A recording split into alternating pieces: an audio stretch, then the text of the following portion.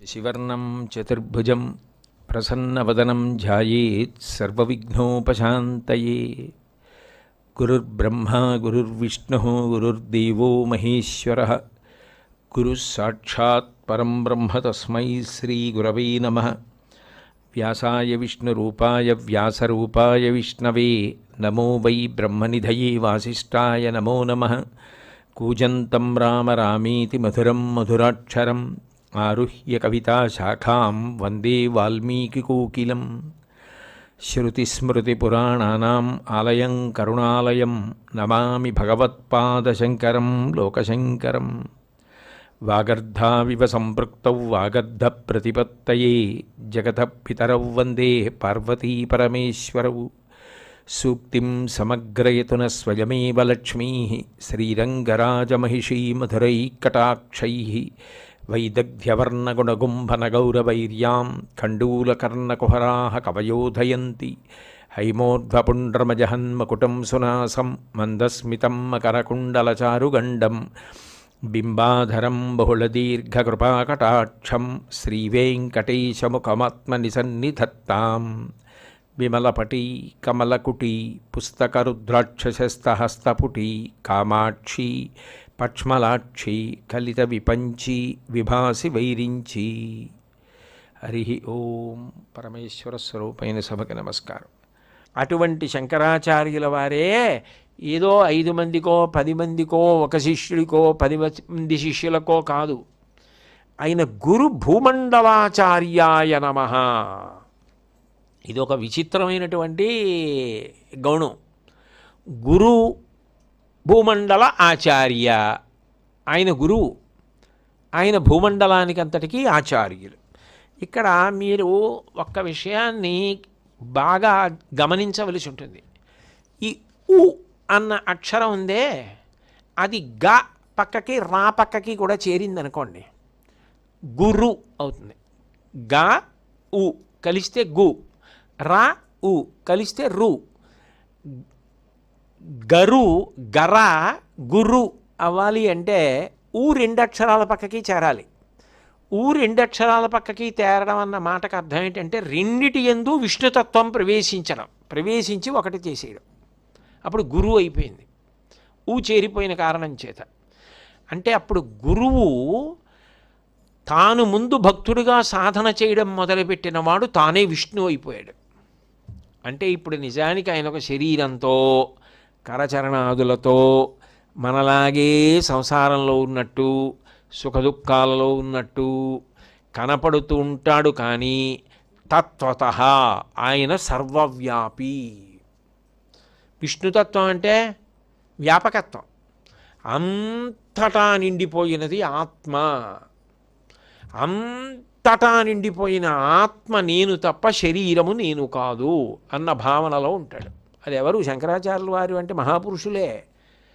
అప్పుడు ఆ గురువుకి ఆ జ్ఞానస్థితికి వెళ్ళిపోయిన తర్వాత విధి నిషేధము లేవు. ఇలా ఉండాలి, ఇది చెయ్యాలి అని అన్వయం చేయలేము. ఇప్పుడు గురు శబ్దానికి ఆచార్య శబ్దానికి ఉండే సున్నితమైన భేదం ఇద్దరిది సమాన స్థాయి, కానీ ఒక చిన్న కారణం చేత తేడా వస్తుంది 2 పేర్లలో. గురువు ఆచరించవచ్చు, ఆచరించకపోవచ్చు, చెయ్యొచ్చు, చేయకపోవచ్చు. మనం చేయలేని పని, చేయకూడని పని ఆయన చేయొచ్చు. మనం చేయవలసిన పని ఆయన చేయకపోవచ్చు. అరుణాచలంలో భగవాన్ రమణులు ఉండేవారు. ఆయన మహాజ్ఞాని, సజీవ గురువు, సద్గురువు. ఆయన ఒంటి మీద బట్ట ఏమీ కట్టుకునేవారు కాదు. ఏమీ బట్ట కట్టుకోకుండా ఆయన ఎప్పుడూ కూడా నిస్సంగిగా తిరుగుతుండేవారు. కొంతమంది ఆయన దగ్గరికి వెళ్ళి, అయ్యా మీకు ఏ పట్టింపులు లేవు, మీరు బట్ట కట్టుకోరు, కానీ మాకు ఆ స్థాయి రాలేదుగా, మీరు అలా బట్ట కట్టుకోకుండా తిరుగుతుంటే మాకు ఇబ్బందిగా ఉంది, అందుకని కనీసం గోచి ఒక్కటి పెట్టుకోండి అన్నారు. అంటే ఆయన గోచి పెట్టుకున్నారు. ఇప్పుడు గడ్డం పెంచితే రమణ మహర్షిని అవుతాననుకుంటే, గోచి పెట్టుకుంటే అయిపోతాననుకుంటే జ్ఞానమేది? ఆయనలా జ్ఞానం ఎక్కడి నుంచి వస్తుంది? పాము పడగ విప్పి ఆడుతుంటే ఆయన దాని యందు బ్రహ్మమును చూస్తూ నిలబడితే అది అలా పడగ విప్పి ఆయన్ని చూసి తల వంచి నమస్కరించి వెళ్ళిపోయేది.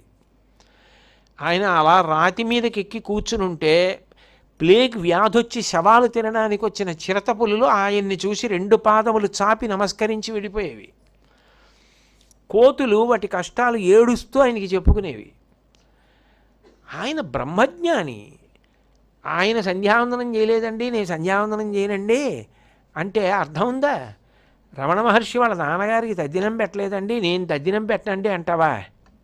ఆయనకి విధి నిషేధం, ఆయన జ్ఞాని, ఆయన ఆత్మ చైతన్యం, ఆయన విష్ణు చైతన్యంగా అంతటా వ్యాపించిన విష్ణు అయిపోయారు. జీవన్ముక్తులు అంటారు, శరీరంతో ఉన్నారు కానీ ముక్తి పొందారు. విదేహమోక్షం అంటే శరీరం పడిపోయిన తర్వాత ఇంకా ఆ ఆత్మ చైతన్యంగానే నిలబడిపోతారు. నువ్వు ఎలా అనుకరిస్తావు? అటువంటి జ్ఞానిని అనుకరించడం ఏమిటి? అది ఎట్లా సాధ్యమవుతుంది? అసలు అట్లా సాధ్యమయ్యే విషయం కాదు. అందుకని గురువు అనేటప్పటికీ సూక్ష్మమైన భేదం ఏంటంటే ఆయన చేసినవి నువ్వు చేయలేవు, ఆయన చేశారని నువ్వు చేయడం సాధ్యం కాదు. ఆయన ఇది చెయ్యలేదని నువ్వు చేయడం మానేయకూడదు. ఆయన ఇది చేశారని నువ్వు చేయడం సాధ్యం కాకపోవచ్చు. అందుకని గురువు చెప్పింది పట్టుకోగలవేమో కానీ గురువు వెళ్ళిన మార్గంలో వెళ్ళడం సాధ్యం కాదు.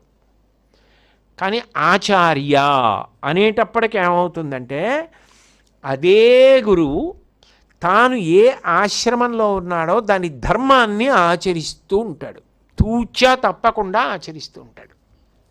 అప్పుడు ఏమవుతుందంటే మనకి తేలిగ్గా ఉంటుంది. ఆయన చూడండి ఎలా ఆచరిస్తున్నారో, ఆయన చూడండి ఎలా పట్టుకున్నారో, ఆయన చూడండి ఎలా అనుష్ఠిస్తున్నారో, మనం కూడా అలా చెయ్యాలి కదా.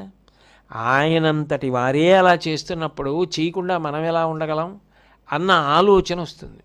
ఆచార్య అంటే ఆచరించి చూపించిన వారు.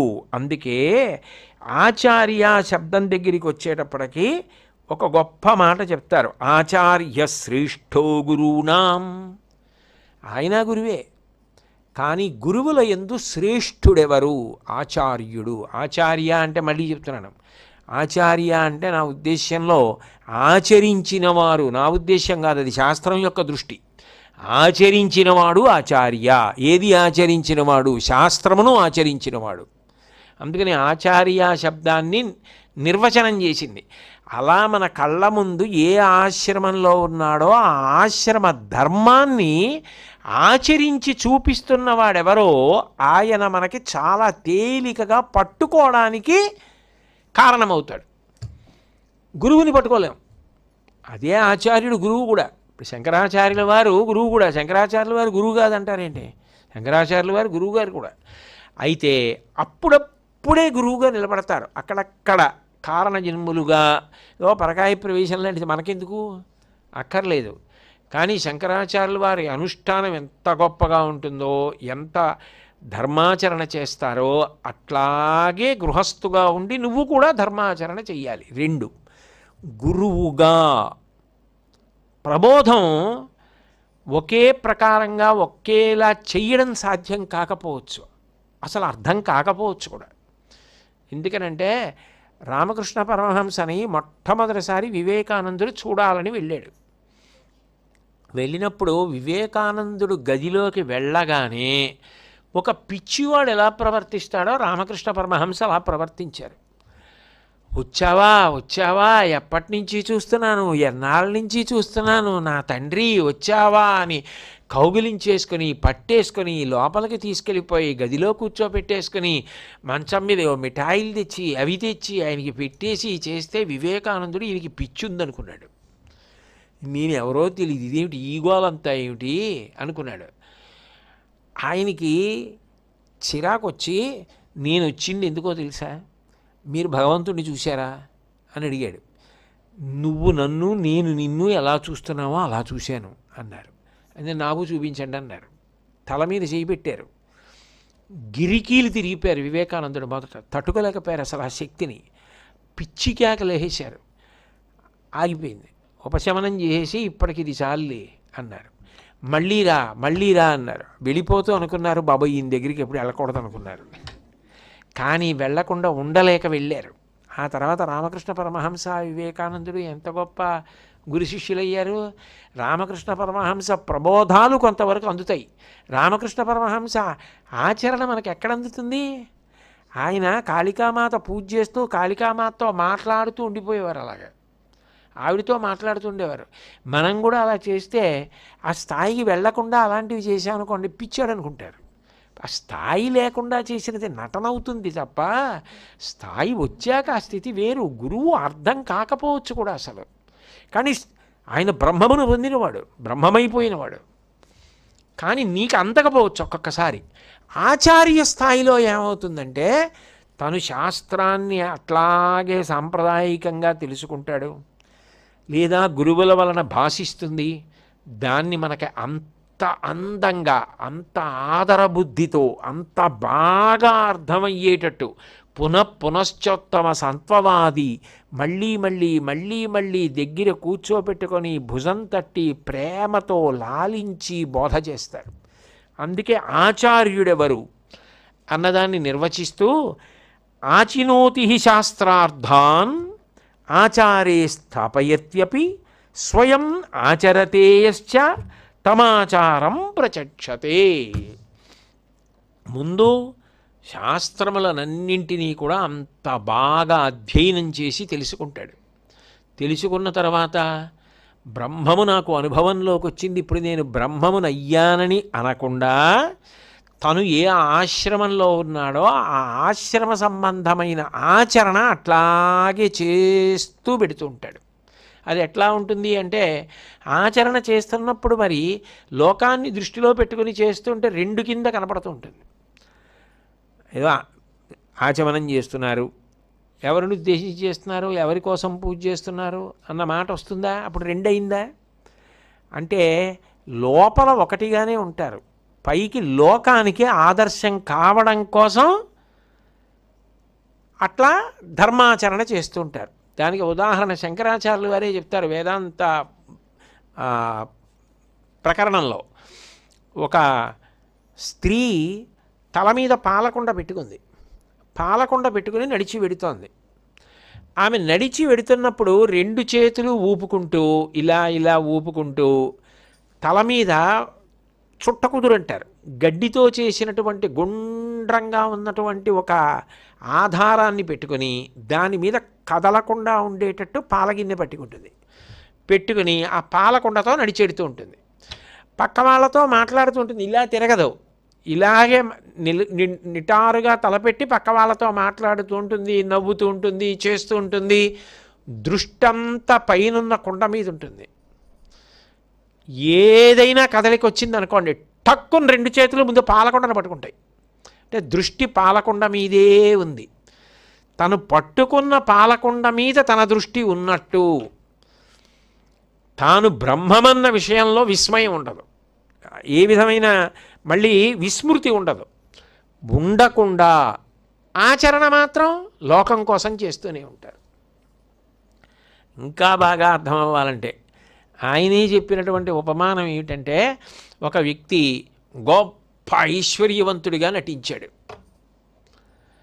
ఆయన ఎంత పెద్ద ఐశ్వర్యవంతుడిగా పెద్ద పెద్ద శాలువాలు వేసుకొని పెద్ద పెద్ద వాహనాలలో దిగి ఎంత పెద్ద భవనం ఆయన మెట్లు దిగుతూ ఉంటే 200 మంది నౌకర్లు ఇలా తలలు వంచి నమస్కారం చేస్తున్నట్టు పెద్ద పెద్ద చిత్తరువులు, ఆయన ఒక వాహనం మీద గుర్రబండి ఎక్కి వెడుతూ ఉంటే ఆ పొలాల్లో రహదారుల మీద ఉన్న వాళ్ళందరూ వంగి నమస్కారం చేస్తున్నట్టు ఉన్న ఆ పాత్ర వేస్తున్నవాడు అసలు తన పేరు ఏమిటో తన బతుకేమిటో మరిచిపోతాడా? మరిచిపోడు. ఇప్పుడు నేను వాల్మీకి వేశాననుకోండి, నేను వాల్మీకిని అనుకుంటానా? వాల్మీకిలా నటించాలనుకుంటాను. నేను కోటేశ్వరరావుని మరిచిపోతానా? నేనే రామాయణం రాశానంటానా? నేను కోటేశ్వరరావుని వాల్మీకిగా బాగా నటిస్తున్నానా అనుకుంటాను. నేను కోటేశ్వరరావుని అన్న విషయం నాకు ఎవరైనా గుర్తు చేయాలా? ఇప్పుడు ఓసారి పెళ్ళి అయిపోయింది అనుకోండి, పొరపాటున మర్చిపోయానండి పెళ్ళి అయిందని, వాళ్ళు ఎవరో సంబంధం చెప్తే పెళ్లి చూపులకు వెళ్ళిపోదాం అనుకున్నాను, ఇంకా నయం మీరు గుర్తు చేశారు, మీకు పెళ్ళి అయిపోయింది కదా అని అంటాడా? ఓసారి పెళ్ళి అయిపోతే ఇంక ఎప్పటికీ గుర్తుంటుంది పెళ్ళి అయిందని, అంతేగాని మధ్యలో మర్చిపోవడం, పెళ్లి చూపులకి వెళ్ళడం అలా ఉంటాయా? ఒక్కనాటికి ఉండదు. పిల్లలు పుట్టేశారనుకోండి, నాకు పోనీ ఏ పిల్లాడు ఏం చదువుతున్నాడో మర్చిపోతే ఏదో కొంతవరకు మర్చిపోతాడేమో, ఈయన 2వ తరగతి ఈయన 3వ తరగతి, ఆ విషయంలో ఏమైనా పొరపాటు వస్తుందేమో, ఎప్పుడైనా వయస్సు విషయంలో పొరపాటు వస్తుందేమో, 7 ఏళ్ళ 8 ఏళ్ళ అన్న విషయంలో. అంతేగాని పిల్లలు ఉన్నారన్నది మర్చిపోతాడా? పిల్లలు ఉన్నారన్నది మర్చిపోడు. నేను తండ్రిని అయ్యాను ఎప్పుడూ గుర్తుంటుంది. నాకు పెళ్ళి అయిపోయింది ఎప్పటికీ గుర్తుంటుంది. దానికి ఇంకా కొత్తగా చెప్పేది ఏం లేదు, అది ఎప్పుడూ జ్ఞాపకంలో ఉంటుంది. నేను వివాహితుడను అని, గృహస్థు అని, నేను బ్రహ్మము, అది కూడా అంతే.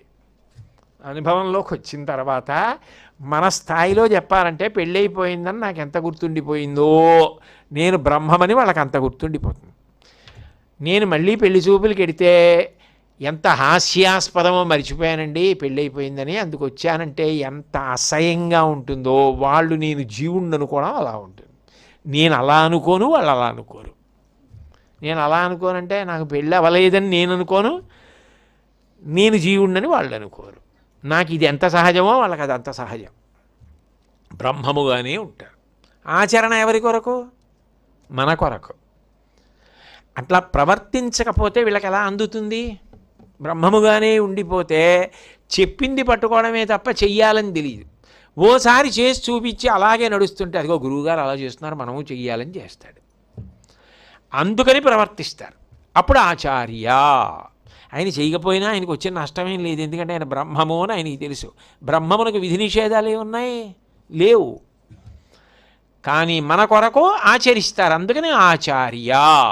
ఆయన ఎవరు? గురువు, భూమండలాచార్య. ఆయన గురువు. ఆయన ఎవరికి ఆచార్యుడు? 5గురికో 10 మందికో 2కో 4కో కాదు, భూమండలమంతా ఆయన దగ్గర ఆచరణ నేర్చుకుంటుంది. భూమండలాచార్య. అట్లా ఆచరించి చూపించారు మహానుభావుడు. అందుకని గురు భూమండలాచార్యాయ నమః. అయితే గురువుగా అసలు ప్రధానమైనటువంటి కర్తవ్యం ప్రబోధం. శిష్యుల్ని కూర్చోబెట్టుకొని చెప్పాలి. చెప్పేటప్పుడు ఎలా చెప్పాలి అంటే, ఆత్మ చాలా కష్టం లేరా, అవన్నీ అండి ఓ 1,000,000 జన్మలు ఎత్తినా నీకు రాదురా. ఆ జ్ఞానం రాదు. ఒకవేళ నువ్వు ఆత్మ నేను ఆత్మ నేను ఆత్మ నేను ఆత్మ అని 3 రోజులు అనుకున్నా, 3వ రోజు నువ్వు లేచేటప్పటికీ నేను కోటేశ్వరరావు అని నీకు అనిపిస్తుంది. మరి ఈ జన్మకు కాదురా, 1,000,000 జన్మలకి రావడం కష్టం. నేను కాదురా, భగవద్గీతలో కృష్ణుడు చెప్పాడు, బహూనాం జన్మనామంతే జ్ఞానవాన్ మాం ప్రపద్యతే వాసుదేవ సర్వమితి సమహాత్మా సుదుర్లభ. అది చాలా కష్టం లేదు, వదిలి. ప్రస్తుతానికి మనం చేయగలిగింది ఏమిటంటే, ఏదో మనం చేయగలిగిన మంచి పనులు చేసుకుంటూ పో అన్నాం అనుకోండి. అసలు ఆత్మ జ్ఞానకాండ ప్రకరణాలు ఎవడూ చదవడు. మనకి ఎందుకు రాదు అని మనకు అర్థమయ్యేదా ఏమన్నాను? కాదు, నీకు అది ఎంతో దూరంలో లేదు. నువ్వు అసలు మొదలుపెట్టు. ఎవరికి అనుభవంలోకి రావాలి? నువ్వు కదా కాశీ వెళ్ళాలి, నీకు కదా అనుభవంలోకి రావాలి. రోజు శంకరాచార్యులు వారు ఇచ్చిన ప్రకరణ గ్రంథాల్లోంచి కొన్ని శ్లోకాలు చదివి ఆ శ్లోకాల్ని బట్టి నిజం కదా, ఇవాళ నాకు బాగా అర్థమైంది ఏంటంటే, నేను స్థూల శరీరం కాదు. ఎందుకంటే నేను ఈ గోళ్ళు తీసేస్తే, ఆ గోరు బారేస్తే నేను లేకుండా పోలేదు. అంటే ఆత్మ అయితే మొక్కవదు, శరీరం మార్పు చెందుతోంది. ఓ వేలు పోయినా శరీరం ఉంటుంది, ఓ పన్ను రాలిపోయినా శరీరం ఉంటుంది, కొన్ని వెంట్రుకలు ఊడిపోయినా శరీరం ఉంటుంది, తలనీలాలు ఇచ్చేసిన శరీరంలో ఏదో పోయిందనరు. ఆత్మ అలా ఉండదు కదా, ఆత్మకు అలా ముక్కలవ్వడం అలా ఉండదు కదా.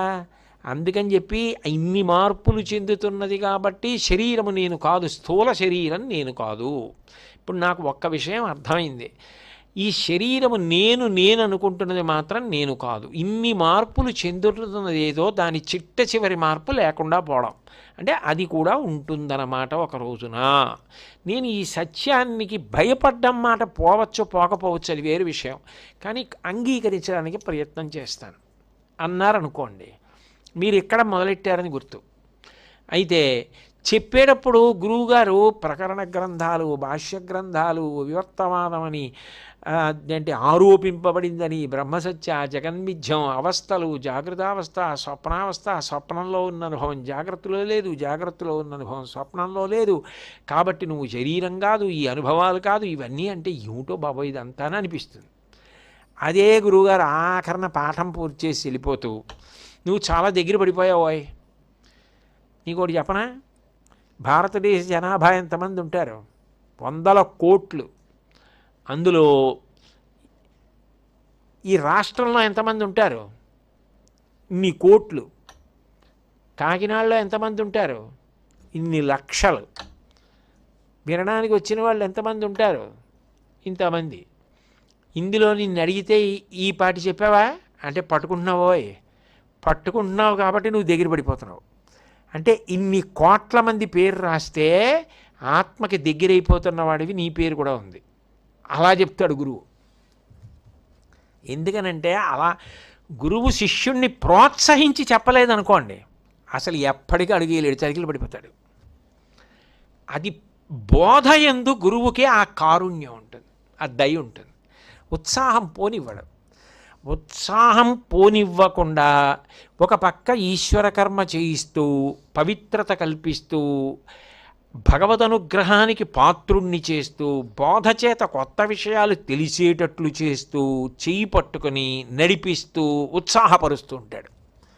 మీరు అందుకే శంకరాచార్యుల వారి యొక్క ప్రకరణ గ్రంథాలు కొన్ని పరిశీలించినప్పుడు అమ్మ బాబోయ్ ఇది ఇంత జటిలమైన విషయాలా అనిపించిందే, వెంటనే శంకరాచార్యుల వారు అభయహస్తం ఇచ్చి ఇవన్నీ చదివి బెంగట్టుకోకు, నువ్వు దగ్గర పడుతున్నావు, దానంత దగ్గరగా ఏదీ లేదు నీకు తెలుసా, మీ ఆవిడ కూడా నీకేదో కొన్ని గజాల దూరంలో కూర్చుంది, ఆత్మ నువ్వై ఉన్నావు, అంత దగ్గరగా ఏముందా నీకు ఇప్పుడు తెలుస్తోంది కదా, ఇంకేమిటి దగ్గర పడిపోయావు అంటారు. అప్పుడు ఎంత ఉత్సాహం వచ్చేస్తుందో, అమ్మాయి దగ్గర పడిపోతున్నాం పర్వాలేదు అయితేనని. మీకు అలాంటి దానికి ఒక ఉదాహరణ చూపిస్తా. వేదాంత డిండిమం. డిండిమం అంటే ఢక్కా, బజాయించి చెప్తున్నాను అంటారు చూడండి.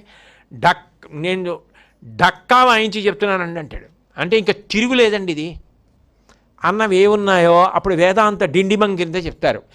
అబ్బాయి ఇది నేను ఢమరకం వాయించి ఢమరకం కాదు, అది ఆ పెద్ద ఢక్కా వాయించి చెప్తున్నాను. శ్రీశైలంలో వాయిస్తారే చాలా పెద్దది ఉంటుంది, అది కొడితే డామ్ డామ్ డామ్ అంటుంది. పూర్వం తిరుగులేని సత్యం చెప్తే అది కొట్టి చెప్పేవారు, అది కొట్టి చెప్తున్నాను అని చెప్పవలసి వస్తే ప్రతి శ్లోకం చివర ఇది వేదాంత డిండిమహ అంటుంటారు. ఇది వేదాంత డిండిమం అన్నారు. అసలు ఆ పేర్లు ఎక్కడ పెట్టారో ఆయన. ఇది వేదాంత ఢక్కా అన్నారు. సాకారంచ నిరాకారం నిర్గుణంచ గుణాత్మకం తత్వం తత్పరమం బ్రహ్మ ఇది వేదాంత డిండిమహ అంటుంటారు. అలా వేదాంత డిండిమంలో ఆయన ఒక మాట చెప్పారు.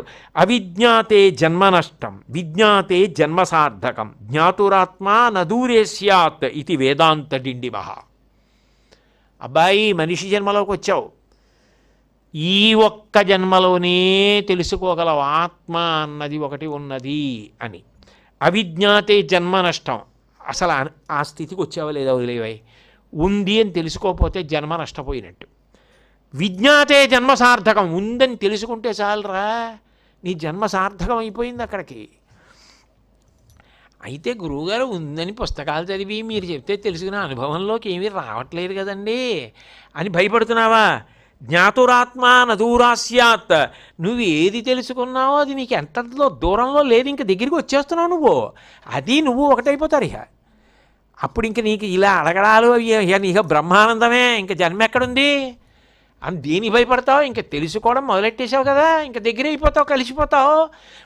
మొదలెట్టిన నది సముద్రంలో కలిసిపోతుంది, మొదలెట్టేసింది అప్పుడే 24 రోజుల నుంచి ప్రవహించి వెళ్ళిపోతోంది, వెళ్ళిపోయింది, చాలా దూరం వెళ్ళిపోయింది, ఇంకా ఏదో సముద్రానికి కొంత దూరంలో ఉంది. ఆ తర్వాత సాగర సంగమమే, 2 చేతులు చాపి కౌగులించుకుంటుంది సముద్రం. కానీ దేనికి భయపడతావు? ఇంక దగ్గర పడిపోయావు నువ్వు. కాబట్టి జ్ఞాతురాత్మ నదూరే స్యాత్, ఎంతో దూరంలో లేదో ఇది వేదాంత డిండిమహ, నేను ఢక్కా మోగించి చెప్తున్నాను.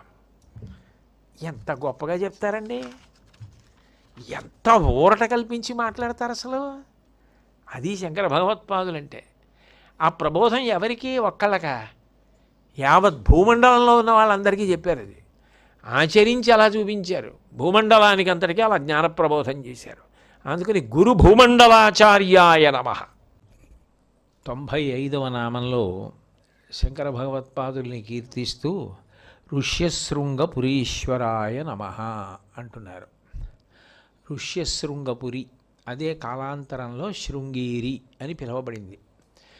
ఈ శృంగేరి క్షేత్రంలో శంకరాచార్యుల వారి జీవితంలో చాలా కాలం నివాసం ఉన్నారు. ఎక్కువ కాలం ఉన్నది శృంగేరిలోనే. ఆయనకి ఆ శృంగేరి క్షేత్రం అంతగా ఆకర్షించినటువంటి క్షేత్రం. ఆయన దాని పట్ల అంతగా సంతోషాన్ని పొందారు. ఎందుచేతనంటే ఆయన ఉభయ భారతి అన్న పేరుతో సరస్వతీదేవి భూమి మీద మండనమిశ్రుడి భార్యగా అవతార స్వీకారం చేసినప్పుడు ఆమెతో వాదించిన తరువాత మండనమిశ్రుడు సన్యాసాశ్రమ స్వీకారం తీసుకుని సురీశ్వరాచార్యుల వారు అని యోగపట్టం పొందిన తర్వాత ఇక నాకు ఈ భూమి మీద ఉండవలసిన అవసరం ఏముంది, నేను మళ్ళీ సత్యలోకానికి వెళ్ళిపోతాను అని సిద్ధపడుతుంటే, కాదు, ఈ దేశంలో ఉన్న వారందరికీ కూడా సరస్వతీ కటాక్షం లభించాలి, అందుకని నిన్ను నేను ఇక్కడ ప్రతిష్ఠ చేస్తాను అని చెప్పి శంకరాచార్యుల వారు ఆమె సత్యలోకమునకు వెళ్ళిపోకుండా వనదుర్గ మంత్రముల చేత బంధించారు. ఇది ఇక్కడ మనకు ఒక అనుమానం వస్తుంది. సరస్వతీదేవి బహుప్రసన్న దేవత కదా, అందులో శంకరాచార్యుల వారికి అత్యంత గౌరవం భక్తి కలిగినటువంటి దేవతాస్వరూపం. అటువంటి ఆవిడ్ని ఆయన స్తోత్రములతో ప్రసన్నం చేసుకోలేరా? అమ్మ నువ్వు ఇక్కడ ఉండు అని అడిగితే సరస్వతీదేవి శంకరాచార్యుల వారిని కాదు అని అంటుందా? అనదు కదా. మరి అటువంటప్పుడు ఎందుకు వనదుర్గ మంత్రములతో కట్టవలసి వచ్చింది అని. దానికి కారణం ఏంటంటే మంత్రమునకు ఉండే శక్తిని ఆయన నిరూపణం చెయ్యాలి అని భావన చేశారు తప్ప ఆయన ప్రార్థన చేస్తే సరస్వతీదేవి అంగీకరించనిదని కాదు. సరస్వతీదేవికి నిజానికి శంకరాచార్యుల వారి యొక్క అంతరంగం తెలియదు అని అనుకోవడం కూడా సాధ్యం కాదు.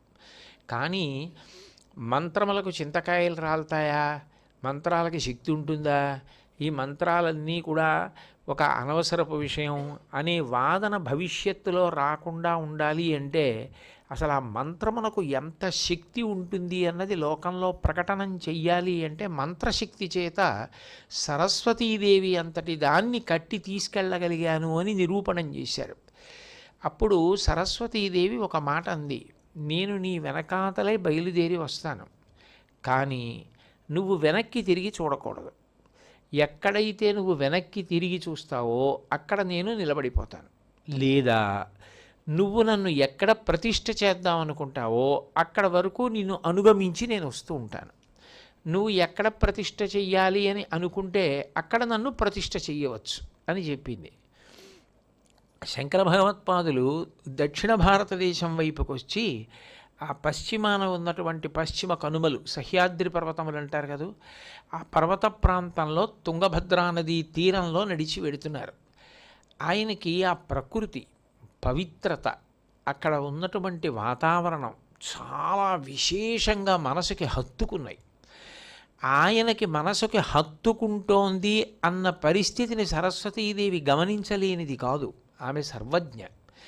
శంకరాచార్యుల వారి మనస్సు ఇక్కడ ఈ ప్రాంతం మీద నిలబడుతోంది కాబట్టి ఖచ్చితంగా నన్ను ఇక్కడే ప్రతిష్ఠ చేస్తారు.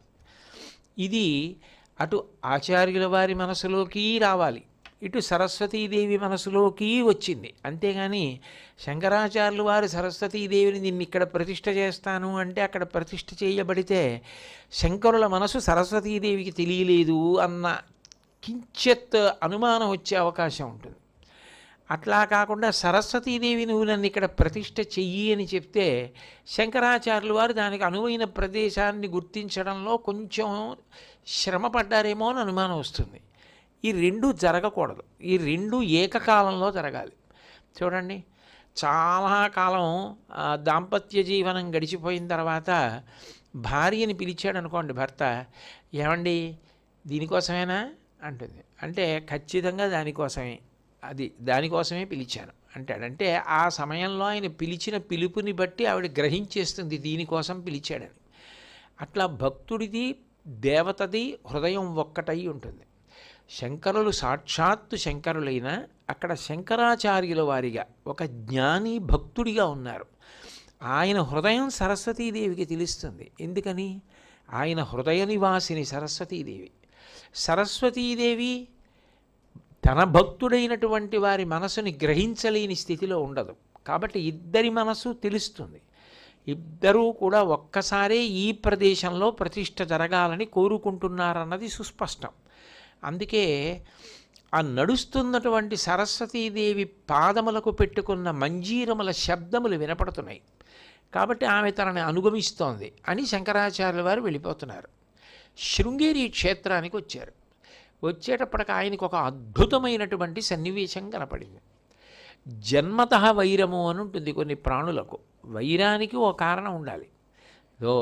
ఎవరితోనైనా కలహించారన్నా, ఎవరికైనా ఇంకొకరి పట్ల అమర్షం ఏర్పడింది, వారి మీద అప్రీతి ఏర్పడింది అంటే దానికి ఏదో కారణం ఉంటుంది.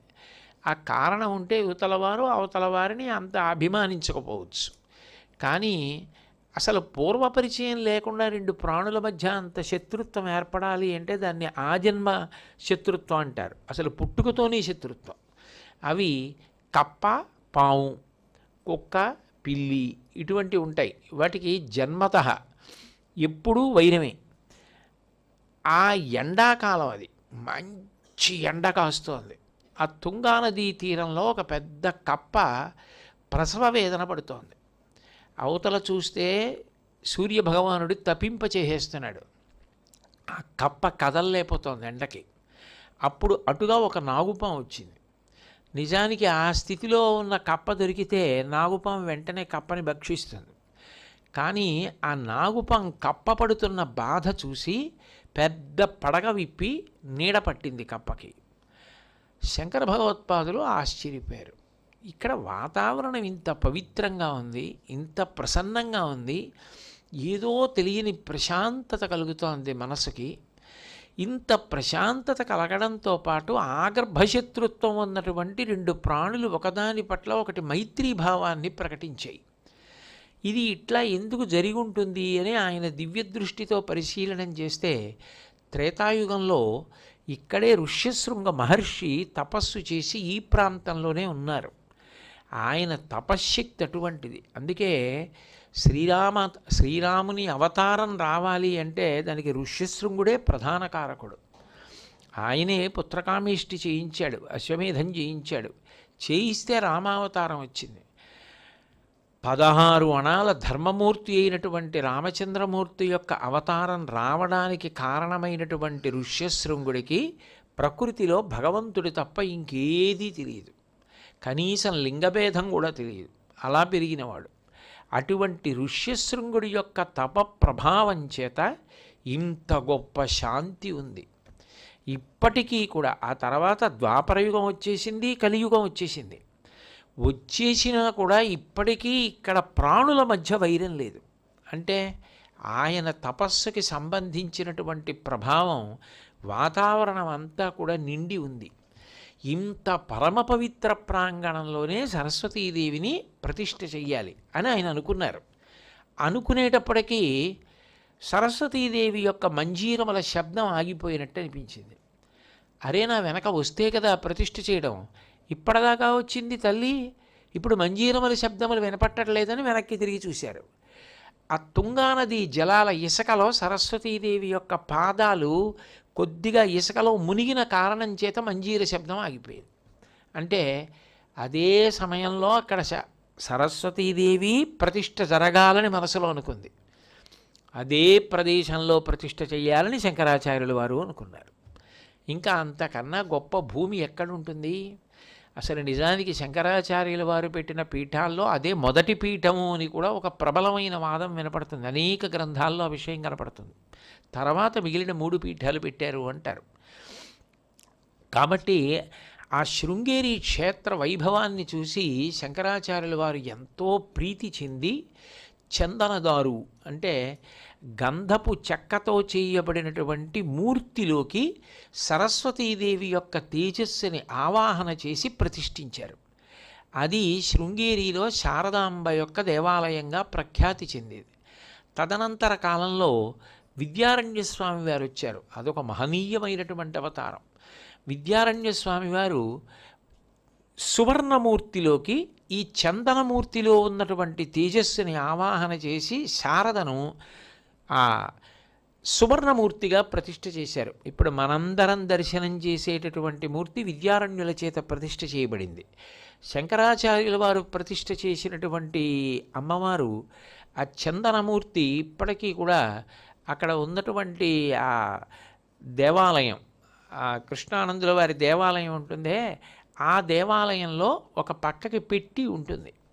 కాబట్టి శంకరాచార్యుల వారు శృంగేరిలో శారదాదేవిని ప్రతిష్ఠ చెయ్యడమే కాదు, ఆయన జీవితంలో చాలా భాగం శృంగేరిలోనే గడిపారు అంటారు. అంటే ఆయన అక్కడ వాతావరణానికి, అక్కడ ప్రకృతికి ఎంత ఆనందించారో అర్థమవుతుంది. అది ఎంత పరమపావనమైన క్షేత్రం అంటే, ఋష్యశృంగుడు కొంతకాలం తన భార్యతో కలిసి ఉన్నప్పటికీ జీవిత చరిమాంకంలో మళ్ళీ శృంగేరి క్షేత్రానికి వచ్చి ఒక శివలింగాన్ని ఆరాధన చేస్తూ గొప్ప తపస్సు చేసి తన యొక్క తేజస్సుని చిట్ట చివర గొప్ప వెలుగు రూపంలో ఆ శివలింగంలోనే ఐక్యం అయిపోయారు అని. అది ఋష్యశృంగ సంబంధమైనటువంటి దేవాలయము. ఋష్యశృంగుడు ఆ శివుని యందు ఐక్యం అయిపోయాడు అనడానికి ప్రబల సాక్ష్యంగా ఇప్పటికీ ఆ శివలింగానికి కొమ్ము ఉంటుంది.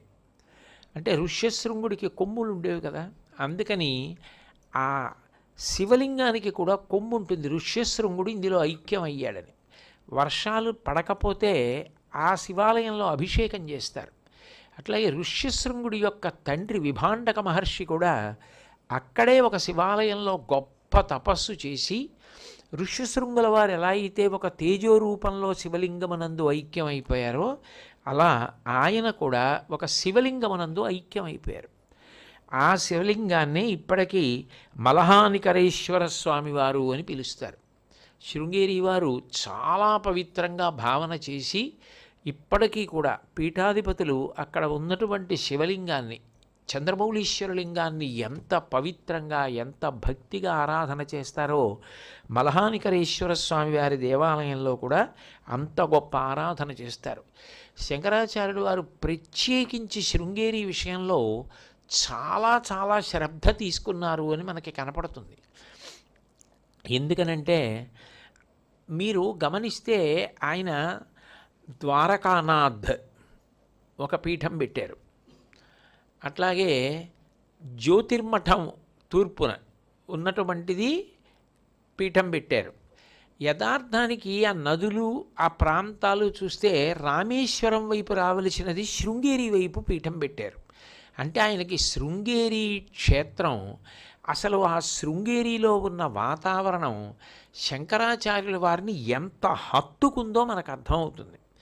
అక్కడ క్షేత్రప్రతిష్ఠ చేసిన తరువాత ఆ శృంగేరి శారదాంబ దేవాలయం నిరంతరం రక్షింపబడాలని 4 దిక్కులా 4 దేవతలను ప్రతిష్ఠ చేసి 4 దేవాలయాలు కట్టి శృంగేరి శారదాంబ దేవాలయాన్ని రక్షించారు.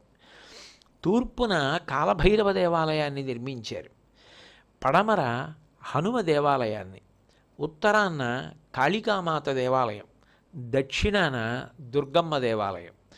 4 వైపులా 4 దేవతలు ఉండి శృంగేరి క్షేత్రాన్ని పరిపాలన చేస్తుంటారు. మలహానికరేశ్వర స్వామి దేవాలయంలో నిలబడి చూస్తే గురునివాస్ కనపడుతుంటుంది. గురునివాస్ యొక్క పైభాగం కనపడుతుంటుంది. తుంగానదికి అటువైపు శారదాదేవి దేవాలయం ఉంటుంది, తుంగానదికి ఇటువైపు గురునివాస్ ఉంటుంది. గురువులు అక్కడ ఉంటారు. అక్కడ ఉండి చంద్రమౌళీశ్వరలింగాన్ని ఆరాధన చేస్తుంటారు. అంత పరమ పవిత్రమైనటువంటి క్షేత్రం. సర్వసాధారణంగా మనం అక్కడ ఉండేటటువంటి తపశ్శక్తి, అక్కడ ఉండేటటువంటి జ్ఞానులు భక్తులు సంచరించిన వైభవాన్ని దృష్టిలో పెట్టుకుంటాం. కానీ దానికన్నా ఒక భిన్నమైన కోణాన్ని ఐక్యరాజ్య సమితికి సంబంధించినటువంటి విద్యా వైజ్ఞానిక మరియు సాంస్కృతిక సంస్థ యునెస్కో అంటారు కదా, United Nations Educational Scientific and Cultural Organization, వాళ్ళు శృంగేరి ప్రాంతాన్ని పరిశీలించి ఒక అద్భుతమైనటువంటి విషయాన్ని చెప్పారు. వాళ్ళు భౌతిక పరిశీలనలో శృంగేరి వైభవం ఒకటి చెప్పారు. అందులో వాళ్ళు అన్నారు, ప్రపంచంలో జీవ వైరుధ్యం ఉన్నటువంటి 8 అద్భుత స్థలాలు ఉన్నాయి యావత్ ప్రపంచంలో. అటువంటి 8 హాట్స్పాట్స్ ఆఫ్ బయోడైవర్సిటీ అని పిలిచారు వాళ్ళు. అటువంటి జీవ వైరుధ్యం ఉన్నటువంటి 8 అద్భుత ప్రదేశములలో శృంగేరి ఒకటి. ఎందుకని అంటే 7402 పుష్పజాతి మొక్కలు ఉంటాయిట అక్కడ. అట్లాగే 1814 పుష్పజాతి మొక్కలు, కానీ పువ్వులు పుయ్యవు. అంటే పత్రములే అంత పూజనీయములు. బహుశా అంత గొప్ప పువ్వులు పూయకపోయినా ఆకులు అంత గొప్పవైనటువంటి 1814 పూయని పూలజాతి మొక్కలు ఉంటాయిట. 139 రకాలైనటువంటి పాలిచ్చి పిల్లల్ని పెంచేటటువంటి జంతువుల జాతులు ఉన్నాయిట. 508 పక్షి జాతులు ఉంటాయిట. 179 ఉభయచరాలు ఉన్నాయి. ఉభయచరాలంటే నీటిలోనూ బతుకుతుంది, భూమి మీద బతుకుతుంది. కప్ప, తాబేలు ఇటువంటిది. ఉభయచరాలు 179 ఉన్నాయిట. 6000 కీటక జాతులు ఉన్నాయిట శృంగేరిలో. 290 మంచినీటి ఎందు పెరిగేటటువంటి చేపల రకాలు ఉన్నాయిట. ఇన్ని ఉండడం చాలా అసాధారణమైన విషయం. ఒక ప్రాంతంలో ఇంత జీవ వైరుధ్యం ఉండడం, ఇన్ని రకాల ఔషధీ వృక్షాలతో ఆ పర్వతాలన్నీ కూడా శోభిస్తూ ఉండడం, అంతమంది తపస్సులు ఉండడం చాలా అరుదైనటువంటి విశేషం. యావత్ భారతదేశం అంతటా కూడా అనేక భవనాలు వచ్చేస్తూ శరవేగంగా అంతటా కూడా ఎక్కడ చూసినా పట్టణాలు, నగరాలు నిర్మాణం అయిపోతూ ఆ పవిత్రత కొరవడిపోతున్నటువంటి ఇప్పటికీ కూడా శృంగేరి వెళ్ళేటప్పుడు ఆ అరణ్య మార్గం, అక్కడ తిరిగేటటువంటి జంతువులు, ఆ శృంగేరి క్షేత్రం, ఆ తుంగానది, ఆ తుంగానదిని దాటిన తర్వాత గురునివాస్కి వెళుతుంటే ఎక్కడ పడితే అక్కడే ఫలకాలు ఉంటాయి. ఇక్కడ పాములు చాలా విశేషంగా తిరుగుతుంటాయి, జాగ్రత్తగా ఉండండి అని. శృంగేరి వెళ్ళినప్పుడు నేను చెట్టు దగ్గరికి వెళ్ళి ఎందుకో నిలబడి అక్కడ చూస్తుంటే తీరా చెట్టు మీదకి చూసేటప్పటికి ఇంచుమించు 12 అడుగులో 13 అడుగులో ఉంటుంది. చెట్టు తిరుగుడు పాము ఉంది పైన. కానీ విచిత్రం ఏంటంటే ఏ పాము ఎవరిని కరిచింది అని అక్కడ ఫిర్యాదులు ఉండవు. అన్ని పాములు తిరుగుతుంటాయి. కానీ బహుశా గురువుల యొక్క వైభవం, అక్కడ ఉండేటటువంటి ఆ గురువుల యొక్క తప ప్రకంపనలు, ఆ ప్రభావం, ఆ తపో తరంగాలు అంతటా వ్యాపించి ఉంటాయేమో, ఎవ్వరినీ ఏది హాని చేయదు. అంత పరమ పవిత్రమైనటువంటి తుంగానది ప్రవాహం, అందులో ఉండేటటువంటి అనేకమైన చేపలు, అవన్నీ మనసుని హత్తుకుంటాయి. మహాపురుషులు నిజానికి భారతదేశ వైభవానికి అంతటికీ నిర్వచనం చేసినటువంటి మహాపురుషులు. ఒక్కొక్కరి యొక్క వైభవం చదువుతుంటే ఆశ్చర్యపోతాం. సచ్చిదానంద భారతీ స్వామి వారిని ఆయన కాలంలో ఆయన గణపతిని పూజ చేస్తుండేవారు. గణపతి మూర్తి పూజ చేయడానికి అనువుగా ఆయనకి అక్కడ ఆరాధనకి లభించలేదని ఆయన ఒక స్తంభం మీద పసుపు కొమ్ము విరిగిపోయిన ముక్క అక్కడ కనపడితే గణపతి బొమ్మ చెక్కారు. చెక్కి పూజ చేశారు. పెద్ద శబ్దం వచ్చి ఆ స్తంభం పగిలి అందులోంచి వినాయకుడు వచ్చాడు. స్తంభ గణపతి అంటారు. ఒక్కొక్కరు అంతటి మహాపురుషులు. ఒక్కొక్కరి జీవిత చరిత్ర చదువుతుంటే ఒళ్ళు పులకరిస్తుంది. హైదరాలీ, టిప్పు సుల్తాన్ లాంటి ఇతర విశ్వాసములకు చెందినవారు కూడా తల వంచి నమస్కరించి శృంగేరి పీఠాధిపతుల యొక్క ఆశీర్వచనాన్ని అపేక్షిస్తూ ఉండేవారు. యావత్ ప్రపంచంలో సంస్కృత భాషలో ప్రస్తుత శృంగేరి పీఠాధిపతి భారతీ తీర్థ స్వామివారి వంటి విద్వాంసుడు లేరు అంటారు. అంతటి మహావిద్వాంసుడు, కదిలి వెడుతున్నటువంటి శారదాస్వరూపమే అంటారు. అంతటి మహాతపస్వి. ఇప్పటికీ కూడా ప్రతిరోజు వేద పాఠశాలలో విద్యార్థులకి పాఠం చెప్పడం అంటే ఆయనకి అంత సంతోషం. అంతటి మహాపురుషులు. అటువంటి పీఠాధిపతులు భారతీ తీర్థస్వామి వారు కాకినాడ పట్టణానికి వచ్చినప్పుడు మన మోహన్ రావు గారి ఇంట్లోనే ఉండడం, ఆ ఇంట్లోనే ఉండి 3 రోజుల పాటు కాకినాడ అంతా పర్యటించడం మనందరికీ ఒక గొప్ప మధురానుభూతి. అక్కడే ఆ దంపతులు చరితార్థులైపోయారు అంతటి మహాపురుషుడికి ఆతిథ్యం ఇచ్చి. కాబట్టి అంత గొప్ప ఆ, క్షేత్రం శృంగేరి. అటువంటి శృంగేరి క్షేత్రం అంటే ఎంత సంతోషమో శంకర భగవత్పాదులకి. అందుకని ఋష్యశృంగ పురీశ్వరాయ నమః. ఆ పురమునకు ఈశ్వరుడు అంటే ఆ పురమునందు శారదాదేవిని ప్రతిష్ఠ చేసి ఈ దేశంలో అందరికీ సరస్వతీ కటాక్షానికి లోటు లేకుండా చేసినటువంటి మహాపురుషులు శంకరులు. అంటే మీకు దాన్ని బట్టి ఏమర్థం అవుతుంది అంటే కేవలం గ్రంథరచన చేయడమూ కాదు, కేవలం గ్రంథాలు చదవడమూ కాదు, అసలు శంకరాచార్యుల వారు జీవితంలో చేసినన్ని అద్భుతాలు ఈ దేశంలో ఏ గురువు చేయలేదు. నేను ఈ మాట అంటున్నప్పుడు నేను ఎవ్వరిని చిన్నబుచ్చడం నా ఉద్దేశ్యం కాదు, నిష్పక్షపాతంగా నేను చెప్తున్న మాట. యోగ మార్గంలో కైలాసానికి వెళ్ళి 5 లింగాలు తెచ్చిన వాళ్ళెవరు, సౌందర్యలహరి తెచ్చిన వాళ్ళెవరు, ఇలా పీఠస్థాపన చేసిన వాళ్ళెవరు, ఒక క్షేత్రం యొక్క వైభవాన్ని అంత గొప్పగా గుర్తించి సరస్వతీదేవిని తీసుకొచ్చి ప్రతిష్ఠ చేయగలిగిన మహాపురుషులు ఎవరు? అన్నీ అన్వయం అయ్యేది ఎవరికి అంటే ఒక్క శంకరాచార్యుల వారికే అన్వయం అవుతుంది. అటువంటి మహాపురుషుణ్ణి పూజించే అధికారం మనం పొంది ఉండడం, ఆయన మన దేశానికి చెందినవారై ఉండడం, ఈ దేశాన్ని ఆయన తన పాద స్పర్శ చేత అంత పునీతం చేసి ఉండడం, తొందరలో వైశాఖ శుక్ల పంచమి వస్తుంటే ఆయనకి పూజ చేసుకునే అదృష్టం మనకి కలగడం, నిజంగా ఎందరో ప్రపంచంలో ఎన్నో చోట్ల పుట్టుంటారు. కానీ ఆ పుట్టిన కోటాను కోట్ల మందిలో చాలామందికి శంకరాచార్యుల వారి గురించి తెలిసే అవకాశం కూడా లేకపోవచ్చు. కానీ శంకరులు తిరుగాడిన భూమి మీద పుట్టి శంకరాచార్యుల వారి పూజ చేసుకునేటటువంటి భాగ్యం పట్టిన మనం ఎంత అదృష్టవంతులం.